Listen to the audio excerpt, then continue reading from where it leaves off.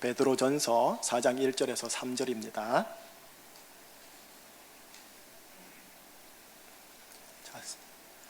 신약 381쪽인데요. 세 구절 같이 읽을게요. 시작. 그리스도께서 이미 육체의 고난을 받으셨으니 너희도 같은 마음으로 갑옷을 삼으라. 이는 육체의 고난을 받은 자는 죄를 그쳤음이니 그 후로는 다시 사람의 정욕을 따르지 않고 하나님의 뜻을 따라 육체의 남은 때를 살게 하려 함이라. 너희가 음란과 정욕과 술취함과 방탕과 향락과 무법한 우상 숭배를 하여 이방인의 뜻을 따라 행한 것은 지나간 때로 족하도다. 아멘. 하나님 아버지, 베드로전서 4장 1절에서 3절의 말씀을 대면하고자 합니다. 하나님의 목적이 끊은 내 남은 인생이라는 설교 제목을 따라 하나님의 말씀을 근거로 하여 하나님의 말씀을 선포할 때 설교 속에서 성령님의 역사하심 있게 하사 예수님 바라보고 예수님 의지하고 예수님과 내가 하나 되어지는 자리가 되게 하여 주시옵소서. 치유, 회복, 온전케 함, 회개, 회심, 정결케 함, 축기의 역사가 이 자리에 있게 하여 주시옵소서. 예수 그리스도 이름으로 감사하며 기도합니다. 아멘. 화요일부터 하여 목요일까지, 금요일까지 엑스플로 2018 제주 선교대회 은혜 가운데 잘 마쳤어요. 전국 CCC 대학생 청년들 15,000여 명이 함께 했고 제주교회 460여 개 교회가 함께 화요일부터 하여 금요일 저녁 집회 정말 잘 참석했습니다. 4일간의 참여 가운데 제게 세 가지의 생각이 계속 맴돌았었어요. 그거 함께 좀 나누고 본문 속으로 들어가고 마무리를 할게요. 그 세 가지 생각 중에 첫 번째가 뭐냐 하면 일단 감격으로 놀란 것입니다. 젊은 청년들이 술에 취하지 않고도 맨정신으로 이렇게 방방 뛸 수 있구나. 디스코텍도 아니고 나이트클럽도 아닌데 어찌 이렇게 거룩한 광란이 일어날 수 있을까? 제가 찬양 가운데 주위를 종종 둘러봤는데요, 거의 90% 이상이 손을 번쩍 들고 펄짝펄짝 뛰면서 춤추며 속어치며 찬양하는 거예요. 에너지, 열정이 뭔지 보았습니다. 그러면서 살아있네, 이 느낌이 뭔지를 제가 살짝 맛봤어요. 동시에 두 번째로 생각이 들어온 거는 뭐냐면은 성교의 목사로서 이 미안한 마음의 생각이 들어왔어요. 무슨 마음이냐 하면 이 집회 현장과는 달리 왜 우리 개교회 안에서는 이렇게 청년들이 기가 눌려서 예배 중에 찬양 중에 방방 뛰지 못하고 그냥 시무룩한 모습일까? 이게 기성 어른들에게 눌린 것인지 답답한 종교 분위기에 고압당한 것인지 그건 잘 모르겠지만 이렇게 방방 뛸 수 있는 살아있네를 할 수 있는 아이들이, 청년들이, 다음 세대들이 교회 안에서는 이렇게 있는 그 모습에 대해서 미안한 마음이 생각이 드는 거예요. 세 번째는 이제 진짜 고민, 목회적 고민인데 이거 어떻게 해야 한단 말인가? 이 기성세대와 청년세대 어떻게 해야 한단 말인가? 이 고민이 4일 내내 지속했었어요. 이런 거죠. 선교대회가 끝나면 청년들은 취업 문제, 진로 문제, 가정, 부모, 관계 문제로 또다시 눌리는 현장으로 들어갈 텐데 이거를 잘 돌파해야 할 텐데 어떻게 해야 한단 말인가? 어떻게 목회를 해야 한단 말인가? 이거랑 제가 주로 목회하는 세대는 청년 세대가 아니라 기성세대 어른들이거든요. 기성세대들은 알다시피 청년들이 가지고 있는 열정, 그리고 그 열정을 쏟아낼 수 있는 비전을 상실한 채 사회와 조직의 큰 흐름에 휘둘려 오직 먹고 사는 문제에 헉헉하는 모습을 가진 기성세대예요. 이 젊은 청년 세대와 이 기성세대를 내가 도대체 어떻게 목회를 해야 한단 말인가? 이 고민이 4일 내내 지속해 있었던 거예요. 지난 주일 제가 여러분과 함께 구약의 위인 한 분과 신약의 위인 한 분 함께 나누었었습니다. 아브라함과 빌립이었죠. 이런 거죠. 어떻게 하면 아브라함처럼 복이 되어 복을 흘려 보내는 성도들이 되게 할까? 어떻게 하면 빌립처럼 그가 있는 사마리아 동네 성에서 큰 기쁨이 되게 할까? 먹고 사는 문제로 자기 앞만 쳐다보고 갈 수밖에 없는 우리네 헉헉거리는 인생인데 이 눈을 들어 주님을 보고 사람을 보고 이웃과 도시와 민족과 나라를 보고 더불어 함께 복과 기쁨을 공유하는 자로 살아가게 해야 하는데 어떻게 해야 한단 말인가? 더불어 내적 성찰이 되는 거예요. 나는 그렇게 살고 있는가? 나는 제주 충신교회와 만나는 사람들에게 정령 아브라함인가 빌립인가? 이런 세 가지의 고민과 생각들이 제 속에 쏙 들어온 거예요. 자, 4일차요. 금요일이죠. 마지막 날 집회 때 그 순수가 거의 마무리할 때쯤 되어 영상으로 기도가 나왔어요. 기도 시 한 편이 영상과 나레이션으로 흘러나왔어요. 그런데 그 기도문에 거의 모든 청년들이요 큰 소리로 아멘 하고 화답을 하더라고요. 그 기도문을 제가 들으면서 저도 얼마나 아멘을 했는지 모르는데 그 기도문 내용 하나하나 한 구절이 저희 안에 있는 목회적 고민, 그리고 그 기도 제목, 하나님이 주시는 꿈, 비전 그 일치하는 기도문인 거예요. 그래서 제가 일단 그 현장에서 선포되어졌던 그 기도문 2분짜리 그 기도문을 여러분과 함께 좀 나눈 후에 설교로 계속 들어가도록 하겠습니다. 방송실 부탁합니다. 어머니처럼 하나밖에 없는 내 조국, 어디를 찔러도 내 몸같이 아픈 내 조국. 이 민족 마음마다, 가정마다, 교회마다, 사회 구석구석, 금수강산 자연환경에도 하나님 나라가 임하게 하시고 뜻이 하늘에서처럼 이 땅에서 이루어지게 하옵소서. 이 땅에서 태어나는 어린이마다 어머니의 신앙의 탯줄, 기도의 젖줄, 말씀의 핏줄에서 자라게 하시고 집집마다 이 집의 주인은 예수님이라고 고백하게 하시고 기업주들은 이 회사의 사장은 예수님이고 나는 관리인이라고 고백하는 민족. 두메마을 우물가의 여인들의 입에서도 공장의 직공들, 바다의 선원들의 입에서도 찬송이 터져나오게 하시고 각급 학교 교실에서 성경이 필수 과목처럼 배워지고 국회나 가기가 모일 때에도 주의 뜻이 먼저 물어지게 하시고 국제시장에서 한국제 물건들은 한국인의 신앙과 양심이 의뢰의 보증수표처럼 믿어지는 민족.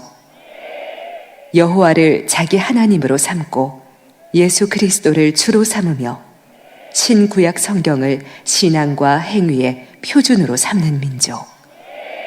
민족의식과 예수의식이 하나 된 지상 최초의 민족. 그리하여 수십만의 젊은이들이 예수의 꿈을 꾸고 인류 구원의 환상을 보며 한 손에는 복음을, 다른 한 손에는 사랑을 들고 지구촌 구석구석을 누비는 거룩한 민족이 되게 하옵소서. 아멘. 여러분, 한국 CCC 창립 목사님이신 고 김중곤 목사님이 지은 민족 복음화의 꿈이라는 시입니다. 제가 이 기도문을 듣고 있는데 온몸에서 전율이 흐르는 거예요. 예수를 중심으로 하여 하나님 나라로 세워진 공동체가 어떤 공동체의 모습인지 보여주는 기도문. 예수를 중심으로 하는 아브라함과 빌립이 있는 곳마다 세워지는 그 가정, 교회, 마을, 직장, 기업, 국가가 어떤 곳이 되어주는 기도문. 우리나라 대한민국에 예수 중심의 하나님 나라 세워짐, 이 비전을 CCC에서는 뭐라고 한마디로 말하냐면은 민족 복음화라는 단어로 얘기합니다. 예, 배달결의 한민족, 민족 복음화. 조금 작게 할게요. 서울 복음화, 제주 복음화.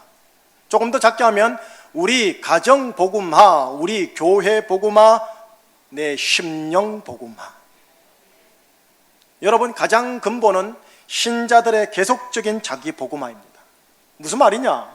자기 중심의 자기 왕국 세움이 아닌 예수 중심의 하나님 나라 세움을 하고자 하는 계속적인 자기 복음화를 근본으로 하여 가정, 직장, 마을, 도시, 사회, 역사까지 가자라는 비전인 거예요. 고 김중건 목사로 시작된 이 한국 CCC는 이 민족 복음화라는 비전을 중심으로 오래전에 1958년에 대학 캠퍼스에서 시작합니다. 1개, 2개가 되더니 지금은 모든 대학 캠퍼스에 쫙 퍼져 있습니다. 그리고 58년 이후로 졸업생들이 많이 나오지 않았습니까? 졸업생들을 통해 가정, 직장, 기업, 도시 사회에 바로 이 민족 복음화라는 비전이 씨앗이 뿌려지고, 그리고 그것이 싹이 안 나게 하는 작업을 거의 지금 반세기를 하고 있는 중입니다.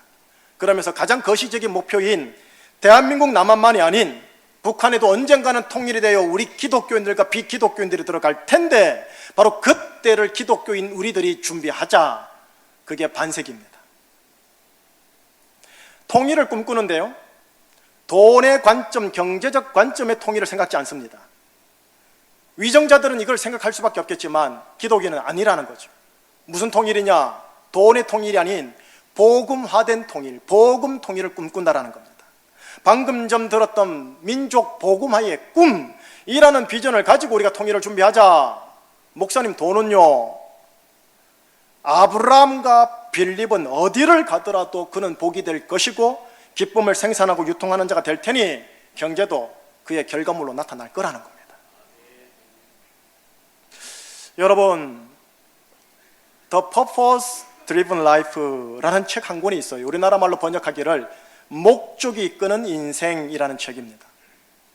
돈이 이끄는 인생 혹은 욕망이 이끄는 인생이 아니라 목적이 이끄는 인생이어야 한다라는 내용입니다. 그것도 하나님의 목적이 이끄는 인생이어야 그의 인생이 마지막 마침표를 찍을 때 다 이루었다. 아버지여 내 영혼을, 아버지여 내 자녀와 기업과 사업을 아버지 손에 의탁하나이다, 이 말하고 운명할 수 있다고 합니다. 그러면 그 사람은 고인이 된 이후 자녀들에게, 젊은 세대들에게, 후배들에게 인생의 족적을 남기고 그 자녀들에게, 젊은 세대들에게 인생의 가야 할 길을 보여주는 자로 추억이 되어 추도 예배가 드려진다는 겁니다. 기독 대학생 CCC 멤버들에게 가야 할 길을 보여준 김중곤 목사님 사생활 조금만 더 얘기하면 할게요. 1925년 전라남도 신안군에서 8남 중에 넷째로 태어납니다. 넷째로 태어나 보니, 중간에 위치하다 보니 존재감이 없는 자로 성장하다가 15세에 이르러 예수님 이야기를 듣습니다.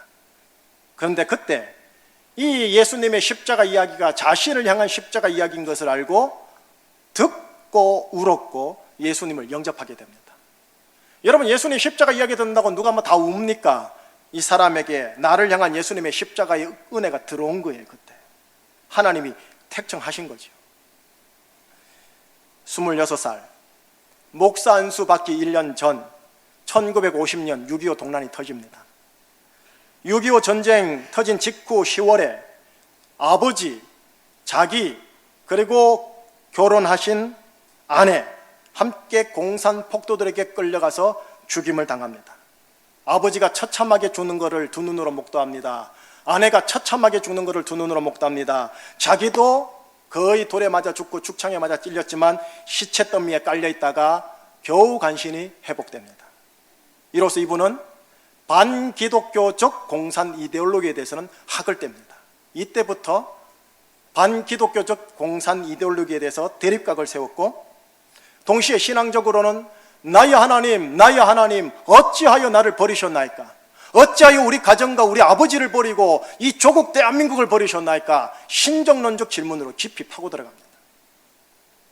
33살 미국 가장 유명한 신학교 중에 하나인 퓰러 신학교에 1년간 연구 수학을 하는 만남에 귀혜의 복을 받았고, 또 거기에서 CCC 창립자인 빌 브라이트 박사님을 만나는 만남의 복을 하나님께로부터 받았습니다. 그분의 권유를 듣고 1년 후에 34살 58년에 돌아와서 한국 CCC를 창립합니다. 그리고 캠퍼스 하나, 둘, 셋, 열 확장해 나가는 가운데 46살 1970년 12월 31일 제2의 종소리와 함께 CBS 방송을 통해 민족 복음화 운동을 선포합니다.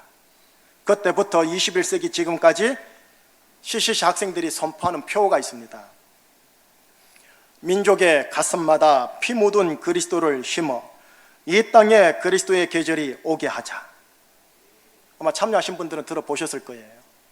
그런데 여러분, 60년대, 70년대, 80년대 한국 근현대사를 공부하시고 흥미로운 분들 아시지요? 군사정권입니다. 군사정권에 대한 반독재, 반체제 운동을 벌이던 시절이었습니다. 그 속에서 그는 이데올로기로 승부 걸어서는 안 된다라는 것을 알고 민족 복음화가 대안이다의 승부를 펼침으로써 한때 엘리트 계층, 진보 지식인들의 계층 속에서 비판을 많이 받았습니다. 이 이후로 한국 교회는 친미, 반공, 수구라는 쪽으로 오해가 들어가기 시작했던 거예요. 58세요. 1982년 한참 CCC가 활로를 펼칠 때요. 그렇게 사랑했고 그렇게 든든했던, 그리고 아빠와 함께 CCC를 간사로 섬겼던 둘째 딸이 29살 나이에 하나님이 먼저 데리고 가십니다. 위암이었던 겁니다. CCC가 한창 일로에 있을 때 그는 이해할 수도 없고 받아들일 수도 없고 거부할 수밖에 없는 주님의 절대 주권을 처절하게 경험합니다. 그때 그는 이렇게 기도하였다고 먼 훗날 간증 때 이렇게 얘기를 합니다. 주여, 기도할 힘도 없고 믿음도 심지어 꺼져갑니다. 감사와 찬송을 사탄이 빼앗아 가고 있습니다. 저에게는 살 힘도 없고 죽을 힘도 없습니다. 병과 싸우고 고통을 참을 힘이 조금도 남아있지 않습니다. 이 시련은 감당할 수 없습니다. 하오니 주님, 대신 책임져 주십시오. 물 속에서 건지듯이 불 속에서 건지듯이 당신이 성령으로 내가 못하는 기도 내 대신 해주시고, 내가 믿지 못하는 건 내 대신 믿게도 해주시고, 감사 찬송도 하게 하여 주십시오. 나는 이미 죽었고 내게 사는 것은 주님뿐이며 당신의 죽음으로 죽음을 죽였사오니 나와 죽음과는 상관이 없게 하소서. 둘째 딸이 신입니다. 신이의 생명을 전폭으로 의탁하나이다. 사는 것도 주님이고 죽는 것도 주님이요 죽이는 것도 주님이십니다. 이 싸움 당신의 싸움입니다. 위암 말기 때 발견이 됐어요. 고통 가운데 아이가 죽어가는 모습을 지켜보고 결국 하나님께로 보냅니다. 그가 동력한 CCC 간사들이 여러 많지 않습니까? 그 중에 하나님께로 보낸 첫 번째 간사가 자기 딸이었어요. 기가 막힐 노릇이죠. 그는 딸을 보내고 난 후에 또 간증 집회에서 이렇게 고백을 해요. 침묵과 침묵, 주님의 제로와 나의 제로, 주님의 고통과 내 고통, 주님의 죽음과 내 죽음과 신이의 죽음이 만나고 있는 것일까? 나의 설교적 언어, 나의 이 사역적 행동, 나의 이 비전적 생각 존재조차 정지된 잃어버린 시간이었다. 그러나 가장 깊고 깊은 존재의 밑바닥에서 세미한 음성이 찬송으로 나오기 시작했다. 그러나 그건 내가 부르는 것이 아니라 내 속에 성령님이 내가 부를 수 없으니 내 대신 불러주시는 찬송이었다. 여러분, 이게 대단히 문학적이고 시학적으로 표현돼서 그렇지요. 이거 경험한 자들은 아마 아실 수 있는 표현 같아요. 그리고 85세에 이르러 2009년 9월 달에 소천합니다. 야곱처럼 험악한 세월을 삽니다.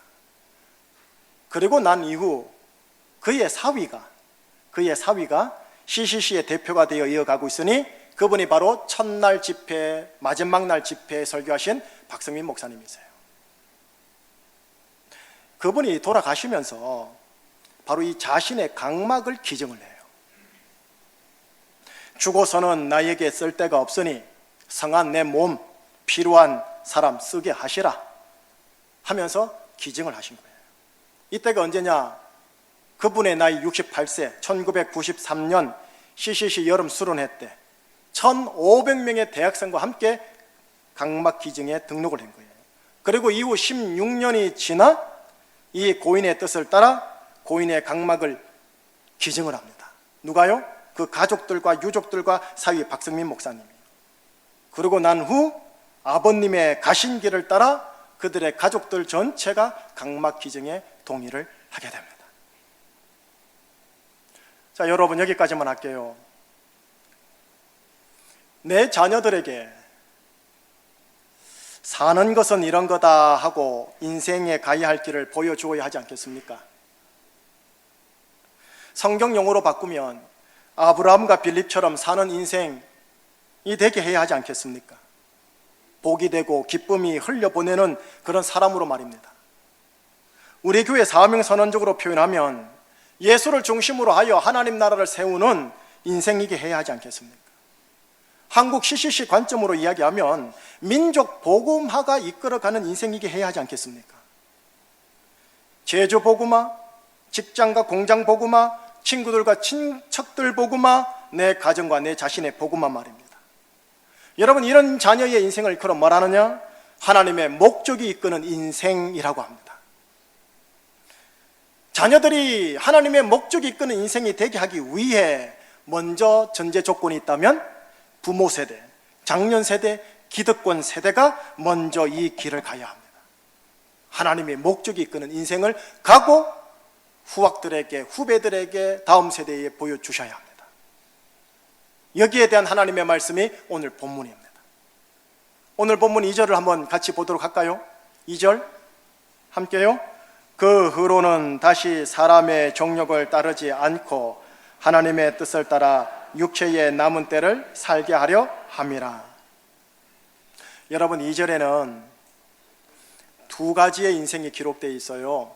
하나는 나의 자연적 정욕을 따라 육체의 남은 때를 사는 인생, 또 하나는 하나님의 뜻, 하나님의 목적을 따라 육체의 남은 때를 사는 인생. 여러분과 저에겐 하나님께서 허락하신 육체의 남은 때가 있습니다. 그리고 그 때는 지금도 계속 줄어들고 있습니다. 언젠간 갑작스럽게 끊길지도 모릅니다. 예상치 못하게 해요. 바로 이 육체의 남은 때를 나의 정욕을 따라 살지 말고 하나님의 뜻과 목적을 따라 네 남은 때를 살아다오 하면서 우리를 부르사 제주에 파송하신 겁니다. 살다라는 표현이 나오죠. 여러분, 제가 CCC 청년들을 보면서 살아있네, 이 느낌을 받았습니다. 예, 이 느낌은 무슨 느낌이냐? 젊음의 에너지 차원입니다. 그러나 다른 차원에서 성도 여러분들에게 질문해 보겠습니다. 나는 자녀들과 다음 세대와 청년 세대에게 야, 저 어른 살아있네, 우리 아버지 살아있네, 우리 엄마 살아있네 라는 느낌을 줄 수 있겠는지요? 여러분, 우리가 나이가 들었으니 젊음의 에너지 차원은 아닙니다. 내 자녀에게 산다라는 게 저런 거구나 하고 롤 모델 차원에서 살아있네 라는 느낌을 줄 수 있겠느냐고요. 여러분, 살다라는 동사는 명사로 말을 하면 생명입니다. 혹은 삶이라고 하죠. 여러분, 성경에는 생명을 얘기할 때 우리나라 말로 번역을 생명이라고 번역하지만 두 가지 헬라어가 있습니다. 하나는 뭐냐? 모든 인간들에게 있는 생명인데 육체상의 자연적 생명을 말합니다. 비오스, 이게 영어로 바이오입니다. 바이오. 또 하나는 하나님이 우리에게 주시는 하늘의 생명, 우리나라 말로 영생, 조엘입니다. 우리가 남은 생애를 자연적 생명으로 사느냐, 하나님이 주신 생명, 영생으로 사느냐, 이렇게 우리의 운명은 갈라집니다. 3절, 본문 3절처럼 사시면 우리는 육체상의 자연적 생명으로 사는 자가 됩니다. 3절 한번 같이 읽어볼까요? 너희가 음란과 정욕과 술 취함과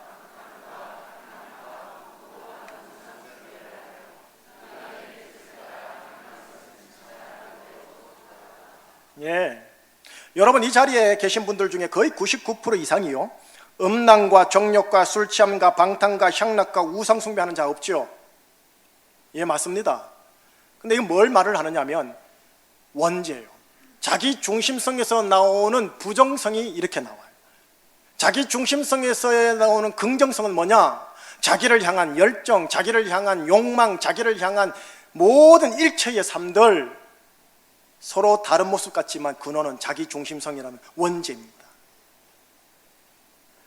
그러나 1절에 동참하면 영생, 하나님의 생명으로 사는 자가 됩니다. 자, 1절을 한번 같이 읽어보도록 하겠습니다. 1절, 그리스도께서 이미 육체의 고난을 받으셨으니 너희도 같은 마음으로 갑옷을 삼으라. 이는 육체의 고난을 받은 자는 죄를 그쳤음이라. 그리스도께서 육체의 고난을 받았다. 그러니 너희들도 제주에서 같은 마음으로 갑옷을 삼아다오 하십니다. 예수님께서 담당하신 저 십자가의 고난, 예수 그리스도께서 당하신 육체의 고난입니다. 가장 큰 고난이지요. 근데 그것뿐입니까? 바리새인들에게, 제사장들에게, 레위인들에게, 당대의 세상 유대인들에게 다른 가치관으로 인하여, 다른 라이프 스타일로 인하여 당한 3년간의 공생에 의해 고난요. 그것뿐입니까? 30년 동안요. 하나님의 보좌 우편에 앉아 계셔야 할 분이 낮고 낮은 이곳에 와서 아무도 모를 무명의 사람인 요셉과 마리아와 함께 인생의 90%를 보낸 것 자체가 허무한 인생, 고난성에 속한 인생이 아닙니까? 예수께서 육체의 고난을 받으셨으니 내 아들들아, 너희들도 여기 있는 제주에서 이 같은 마음으로 갑옷을 삼아다오. 갑옷이 뭡니까? 무장해 달라는 소리입니다. 자, 이 예수님의 육체의 고난, 다른 곳에서는 이렇게 말씀하십니다. 이 말씀 보고 마무리를 서서 해보지요. 골로새서 1장 24절요. 시작. 나는 이제 너희를 위하여 받는 괴로움을 기뻐하고 그리스도의 남은 고난을 그의 몸된 교회를 위하여 내 육체에 채우노라. 그리스도의 남은 고난을 내 육체에 채우겠다. 여러분, 이 말씀에 의하면 그리스도께서 당신의 고난을 이 땅에 조금 남겨놓으셨다란 말입니다. 그리스도를 따르는 자들이 그들의 각 육체에 채우기를 원하는 고난을 남겨놓으셨다란 말입니다. 죄 용서하는 고난은 다 감당하셨지만 다른 이들의 생명을 살리는 일, 다른 이들에게 생명을 나누는 일, 여기에 필요한 고난은 남겨놓으시고 그 남은 고난을 하나님의 아들들이 각자 주어진 파송된 지역에서 채우기를 원하신다는 거예요. 이거 다 채워야 예수님이 오시겠지요. 마무리하겠습니다. 저는 지난 한 주간 살아있다라는 느낌이 뭔지를 보았습니다. 우리 청년들은 젊음의 에너지 차원에서 살아있어야 합니다. 나이가 들수록 롤 모델 차원에서 살아있어야 합니다. 그 살아있음, 그 생명으로 자신의 육체의 정욕을 따라 남은 때를 살아가는 것이 아니라 하나님의 뜻, 하나님의 목적을 따라 남은 때를 살아가도록 여러분 모두를 하나님이 부르셨다라는 겁니다. 하나님의 목적을 따라 내 육체의 남은 때를 산다. 이거를 굳이 성경용어로 다시 표현하면 그리스도의 남은 고난을 내 육체에 내가 채우겠다라는 표현입니다. 이것을 일컬어 영생으로 산다라고 합니다. 결국 영생은 죽음 이후에 끝없는 생명을 말하는 게 아니라 바로 이 땅에서 시작되는 겁니다. 오늘이 맥주 감사주일입니다. 맥주 감사주일은 하반기를 새롭게 시작하면서 전반기에 대한 감사와 하반기에 대한 인생의 신앙적 결의를 하나님께 올려드리는 절기입니다. 지금까지 지켜주시고 인도하신 하나님의 은혜에 대한 감사를 여러분의 생애의 바탕이 되기를 축복합니다. 연단이 있어도, 연단을 통과하는 중이라도 감사합니다 하고 이 감사를 인생의 바탕으로 삼아 주십시오. 더불어 오늘 이후로요, 하반기든 내 남은 육체의 남은 때든 남은 기간 동안 자연적 생명의 삶보단 영생의 삶이 더 많은 부분을 차지하도록 결단하면서 오늘 출발했으면 좋겠습니다. 그리스도의 남은 고난을 내 남은 육체에 채우리라 결단하며 나아가봤으면 좋겠다라는 겁니다. 그리스도의 남은 고난, 축복의 길이지만 편한 길은 아닙니다. 하오나 영생의 길이고 가치 있는 길이고 자녀들에게 귀감이 되는 길이고 인생의 마지막 마침표를 찍을 때 아버지여 내 영혼 내 가정 내 사업 아버지 손에 의탁하나이다 다 이루었다 이걸 감히 고백할 수 있는 길입니다. 이 길 여러분 모두가 잘 가셔서요 우리 자녀들에게요 우리 다음 세대 아이들에게 산다라는 것이 무엇인지 족족을 보여주시는 여러분들의 인생 걸음 되시기를 주의 이름으로 축복합니다. 기도하시겠습니다. 하나님 아버지, 하나님의 목적이 끄는 내 남은 인생이 되기를 원하시는 것을 확인하였습니다. 그리스도의 남은 고난을 내 육체에 채우기를 원하신다는 것을 확인하였습니다. 육체의 정욕을 따라 나를 위하여 살아가는 인생에서 하나님의 목적을 따라 하나님의 영광을 위하여 살아가도록 부름받았음을 확인하였습니다. 하나님의 생명을 나누고 생명을 흘려보내는 일에 그리스도의 남은 고난을 내 육체에 채울 수 있는 하나님의 사람들의 인생 걸음 되게 하여 주시옵소서. 산다라는 것이 무엇인지를 적어도 내 자녀들에게 귀감으로 보여줄 수 있는 인생 걸음 되게 하여 주시옵소서. 예수 그리스도 이름으로 기도합니다.